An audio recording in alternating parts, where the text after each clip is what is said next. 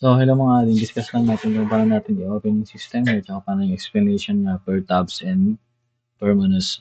So, first dapat naka-start yung SAMP, yung sa may control panel, yung Apache at MySQL. After nun, search nyo lang itong localhost web-based crop insurance. Yan. Bali ito ang interface ng client, at ito naman po yung interface ng admin. So, sa may client na tayo. So, itong mga data dito ading is lang siya, sample data lang siya. Sample data lang siya. So, meron dito, meron tayong login, forgot password, tsaka register. So, sa may register, ganito po siya. Yan. Pwede kayo mag-input dito. Try nyo lang mag-input siya. Hindi pa siya key-sent pa dito. Wala pang trappings itong phone number. So, ayan. Farmer category, home address, tsaka password, minimum of 8 characters, tapos dapat naka-click yung I agree. So, after nun, magre-redirect siya sa my dashboard na. So, ito naman po yung interface ng forgot password. So, i-enter lang nila yung Gmail nila para masensahan nila yung parang OTP. Ganun. So, wala pa. Sample na natin. gmail.com. Yan, email send sabi niya. So, after nun, so, login na tayo. So, ito naman po ang interface ng client. Dito sa may menus, side panel, meron tayong dashboard, new application, para sa mga bagong mag-apply. May application status, saka file claim, at saka yung profile. So dito sa may dashboard, makikita natin yung mga active na application niya, yung approve, yung on pending pa lang po, yung processing, tsaka yung total claim. So dito meron tayong buttons dito for new application, tsaka file claim. So ito naman po yung overview, damage cost distribution na graph. Ito naman, itong community overview is parang whole system dito naka-display siya. So, hindi, dito yung ibang data is mapapakita dito. So, dito makikita natin yung recent applications. Yan. Tapos, yung quick actions lang siya. Parang same lang dito. So, try natin yung new application. Sa may new application, check natin yung sa may prototype niya. Kaya nakita niyo naman yung graph, di ba? Ito, yun yung nakalagay dito, yung mga graph dito. Tapos dito sa may new application, dapat meron tayong basic information. Ito, basic information. Select type new, date of application. Ngayon, farmer category, sabihin natin small farmer. Corn type, yellow corn, white corn, sweet corn. Tapos, yan, ito. Yung pangalan mo nakalagay na agad dyan. Tapos, next. Select lang natin. So, next is farm information. So, dito sa may farm information, yung farm location. Sample. Ay, try lang natin gawin. So, yung small farmer, sweet corn, next farm. Sample is 8. Tapos, total hectare, sabihin natin 200. Irrigated, rain-fed, or upland. So, sabihin natin irrigated. Tenurial status, owner, lessee, tenant, caretaker, sabihin natin owner. As planting date, yung planting date na ngayon. Expected harvest date, sabihin natin sa August 16. As planting method, direct seeding, transplanting, or broadcast, direct seeding. So dito, wala pang yung geotag location niya dito kasi hindi pa tawag nito. Hindi pa nagawa yung backend API ng Google Map dito. Yan. So dito magpapakita dyan yung map feature ng system. So pwede lang i-geotag na. After nun, next lang natin, damage report. Damage report yan. Date of loss, kung kailan na yun. Yan natin. Tapos cost of damage, sabihin natin flood. Tapos percentage of damage, sabihin natin 80%. Tapos financial damage, sabihin natin 100,000. Description of damage, siyempre yung explanation. So, meron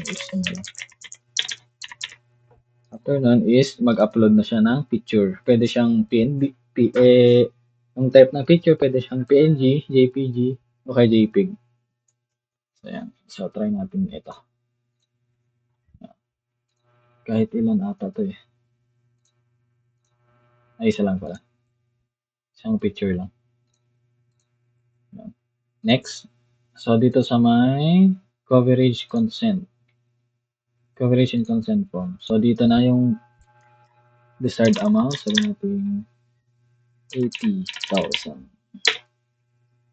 Coverage naman 2 years. Yung cropping season. 1 year ba or 2 years? Signature. Ito, i-upload niya yung signature niya. I-explain nyo na lang dito niya ano, yung signature niya tapos yung picture niya kung nasa siya na ito. Yung i-upload ni farmer yung picture niya, nahawak niya yung signature niya. So, ganun, explain nyo lang sa kanila. Di ko lang kung paano yung ano nila dito.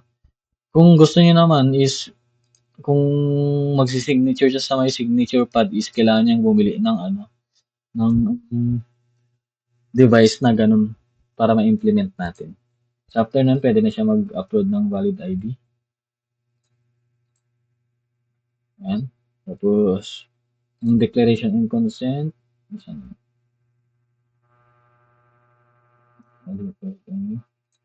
So, ito, I hereby declare information this operate incomplete. Ayan, the set blah blah blah blah.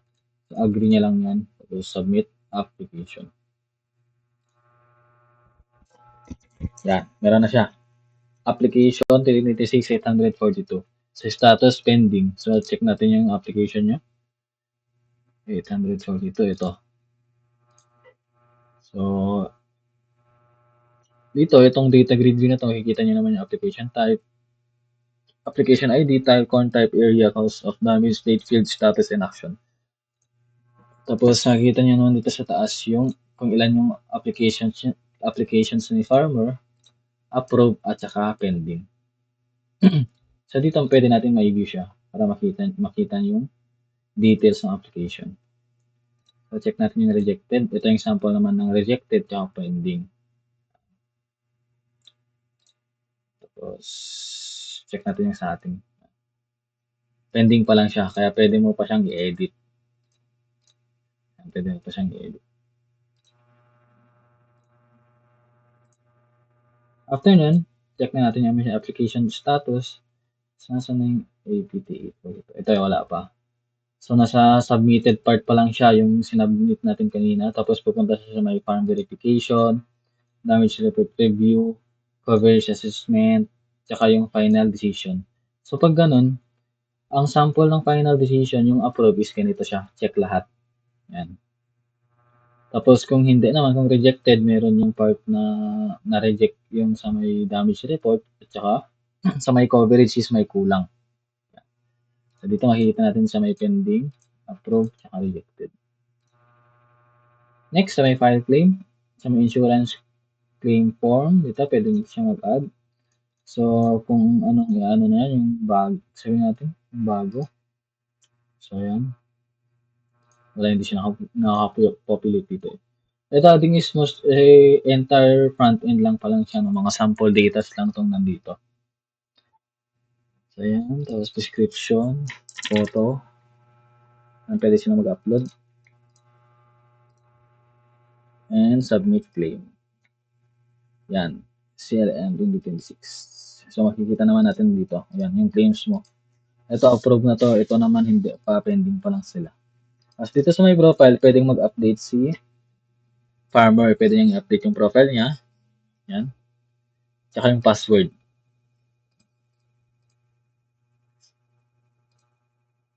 Yan, address. Tapos yun lang ang function ni farmer client. So, punta naman na tayo kay admin. Click lang natin to, pang go to admin. Tapos, ito yung default na ano lang, na credential ni admin. So, sign as admin.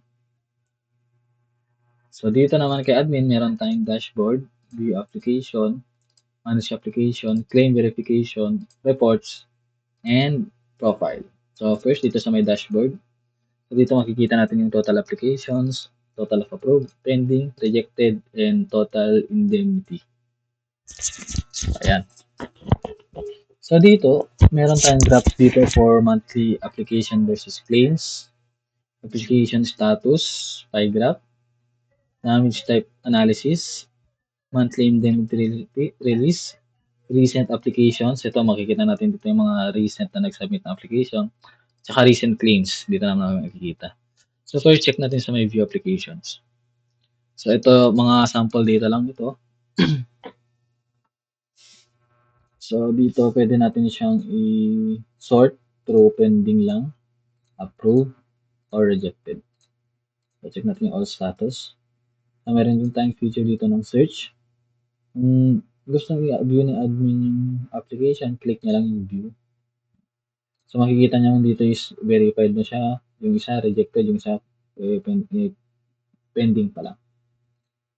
So ayan yung mga applications. Yan yung function ng view application.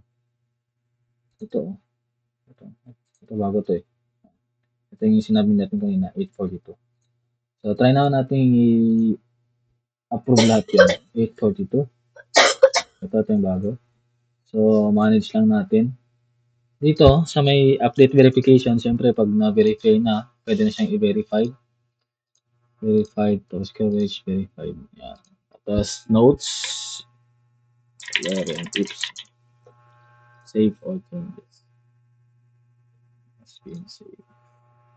842. So yan, hindi pa siya nag-update kasi wala pang back-end logic kasi na nakalagay dito. So ganun yung magiging function niya. Ito. Magiging approve na siya kung sakali. So, ayan yung pag-manage ng application. Next, dito naman tayo sa may claim verification. Dito makikita natin yung pending claims, approved claims, at saka total indemnity. So, same lang. Pwede lang siyang i-view ni admin. Yan. Makakakita dito yung photo na in-upload ni farmer. Tapos, pwede niyang i-approve. O kaya, pwede niyang i-reject claims. Dito, pwede siyang maglagay ng amount at saka yung remarks ni admin. So, yan. Ito yung function naman ng claim verification. Dito naman tayo sa may reports. So, same lang yung sa may reports tsaka dito sa may dashboard. Dito sa may reports kasi dito is nandito yung function ng print. Kung gusto nilang i-export through through Excel. Yan. Pwedeng through Excel, pwede rin siyang through print talaga. Yung mga details. So, yan yung function ni report. Next naman dito sa may admin profile, dito mag-update si admin kung yung pangalan niya, yung address, department. Siguro tanggalin ko. Hindi, okay.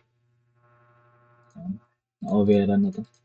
Tapos yung contact number, change password, security information, yan. So, yun ang function ni admin. So, yun lang pag-explain nyo. Dapat lalam nyo lang kalikutin yung system nyo. I-explore nyo na lang siya. So, yun lang.